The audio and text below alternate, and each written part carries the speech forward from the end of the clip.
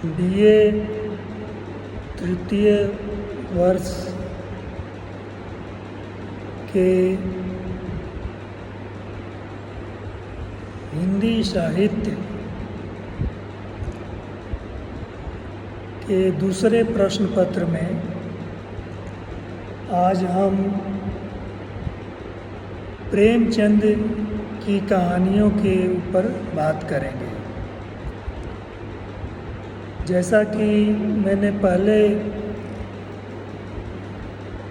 वाले व्याख्यान में बताया था कि प्रेमचंद युग में मुंशी प्रेमचंद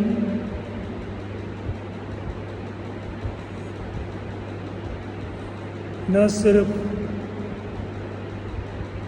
संख्या बल्कि गुणवत्ता की दृष्टि से भी इस कालखंड के यानी 1920 या 1918 के बाद के सबसे महत्वपूर्ण रचनाकार हैं। मैंने ये भी बताया था कि कहानी विधा जो एक आधुनिक विधा है, यह यूरोपीय देशों से भारत में प्रवेश करती है और प्रेमचंद के हाथों उनकी लेखनी से कहानी ठेठ भारतीय बन जाती है। प्रेमचंद ने इस विधा में भारतीय ग्रामीण जीवन, उसका परस्पर विरोधी समकालीन यथार्थ, आदर्श और विकास सबको घुला मिला दिया है। ऐसा नहीं है कि प्रेमचंद ने शहरी कस्बाई जीवन पर कहानियाँ नहीं लिखी हैं, लेकिन उनकी संख्या कम है। प्रेमचंद की कहानियाँ स्वाधीनता संग्राम के आदर्शों से ओतप्रोत है। खुद प्रेमचंद महात्मा गांधी और उनके द्वारा देश की आज़ादी के लिए चलाए गए आंदोलन में उन्होंने बढ़ चढ़ करके हिस्सा लिया। इसलिए उनके पात्रों और घटनाओं पर उस युग की समग्र चेतना का दबाव हमें देखने को मिलता है। प्रेमचंद की कहानियों में ज़्यादातर आदर्शवाद का बोलबाला है। उनका कथानक बोध के आधार पर विकसित होता है। उनके पात्रों में अंतर्द्वंद दिखता है जो परिस्थितियों के अवरोध के कारण उत्पन्न होता है। आदर्शवाद उस युग के व्यवहार में भी दिखाई पड़ता है। हजारों लाखों लोग सत्याग्रह करते थे, जेल जाते थे, खद्दर पहनते थे, लोग सरकारी नौकरी से इस्तीफा भी देते थे। अंततः हृदय परिवर्तन उस युग के व्यवहार का आदर्श बन गया। ऐसे प्रेमचंद की कहानियों में नमक का दरोगा, इस्तीफा, मैकू, परीक्षा आदि कहानियाँ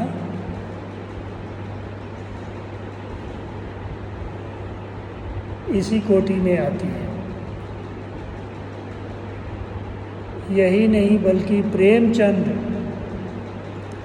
जब स्कूल इंस्पेक्टर थे गोरखपुर में, तो उनकी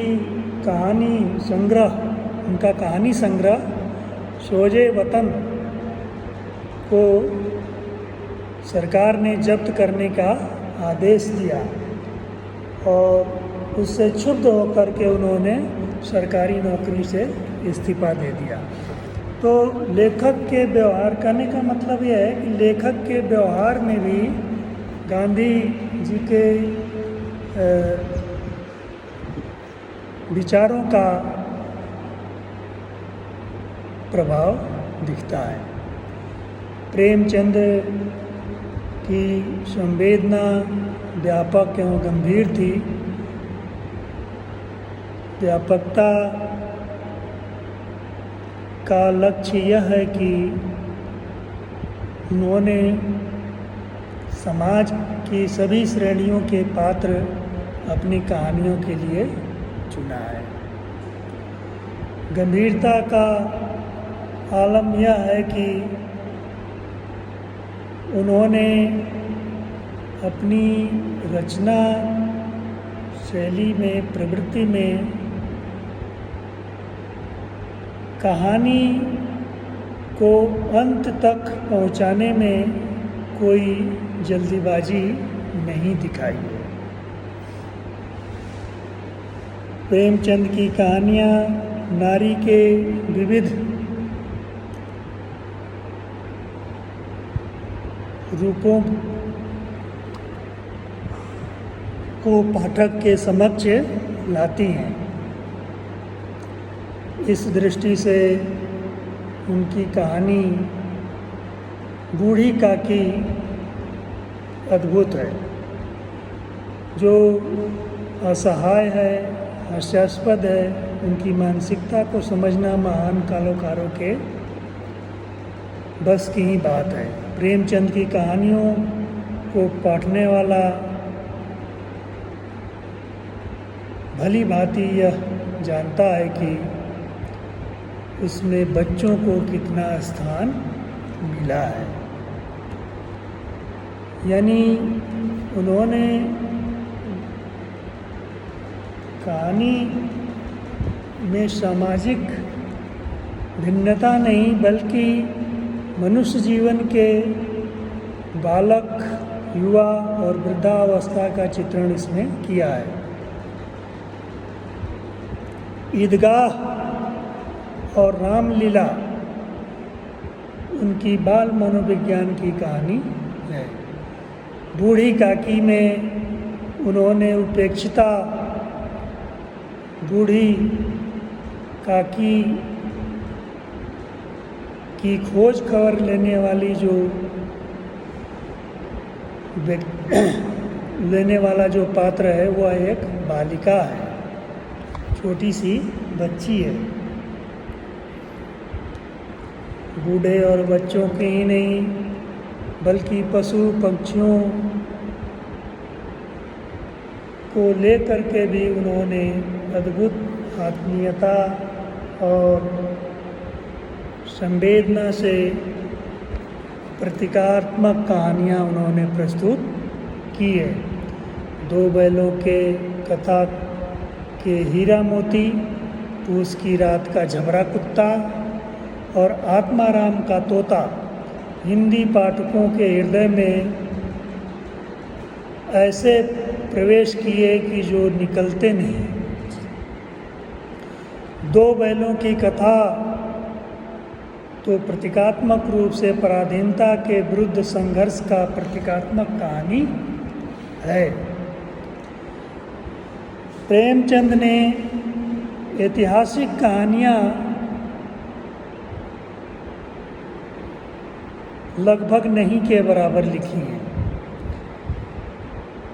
किंतु ऐतिहासिक वातावरण को लेकर के लिखी जाने वाली उनकी कहानी सदा शतरंज के खिलाड़ी जो सामंती विलासिता और उद्देश्यहीन जीवन की रचना है।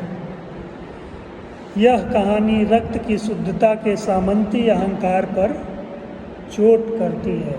एक तरह से ऐतिहासिक रूप से सामंतवाद के पतन की कथा को भी ये कहानी व्यंजित करती है। प्रेमचंद हिंदी के महान व्यंग्यकार हैं।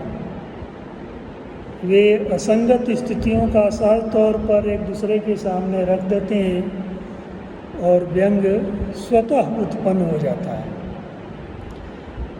प्रसिद्ध आलोचक डॉक्टर रामविलास शर्मा ने उन्हें महाकवि कबीर के बाद सबसे बड़ा व्यंग्यकार बताया है।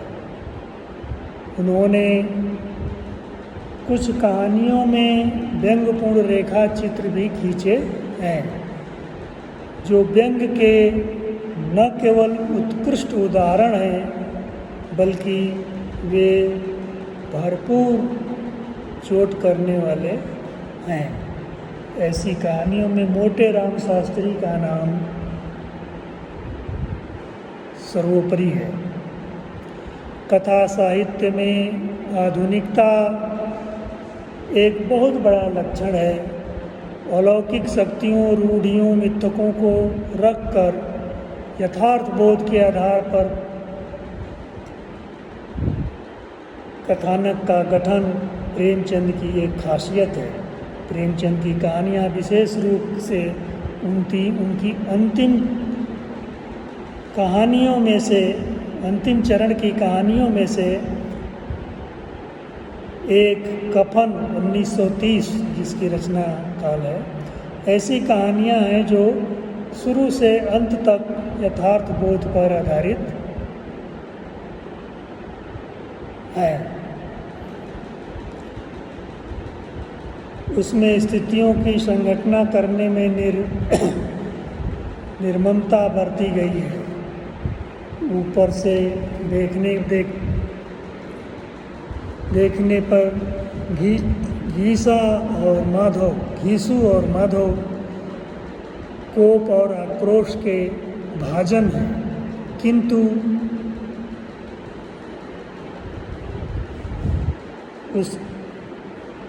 वे ऐसे कैसे बने, इस पर हम विचार करते हैं तो उनके अमानवीय और स्वार्थी भाव कम हो जाते हैं। यानी घीसू और माधव का अमानवीय होना, बेहद स्वार्थी होना परिस्थितियों के ऊपर है। परिस्थितियों ने उन्हें ऐसा बनाया है। कई बार आलोचकों ने उन्हें भ्रम में एब्सर्ड पात्र भी बोल दिया है, किंतु वे स्वयं पार्श्विक परिस्थितियों में पड़े हैं और पार्श्विक परिस्थितियों को झेलने वाले से समाज, मानव समाज, भारतीय समाज मानवता के व्यवहार की आशा कैसे कर सकता है। यह कफन की सबसे बड़ी विडंबना है। लगभग इसी तरह की कहानी पूस की रात भी है। प्रेमचंद की कहानियों पर विचार करते हुए हम उन्हें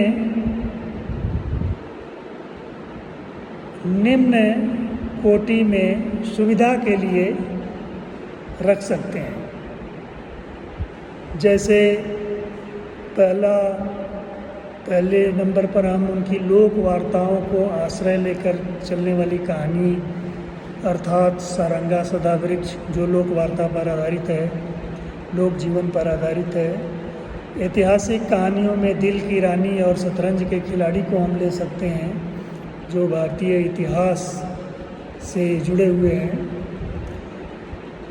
हृदय परिवर्तन या चेंज ऑफ हार्ट, या यूँ कहें कि आदर्श पर आधारित कहानियाँ जो हैं, उनमें मैकू, नमक का दरोगा और इस्तीफा को हम ले सकते हैं। मंत्र कहानी भी इसी कोटि में आती है। प्रतीकात्मक कहानियों में जैसा मैंने बताया कि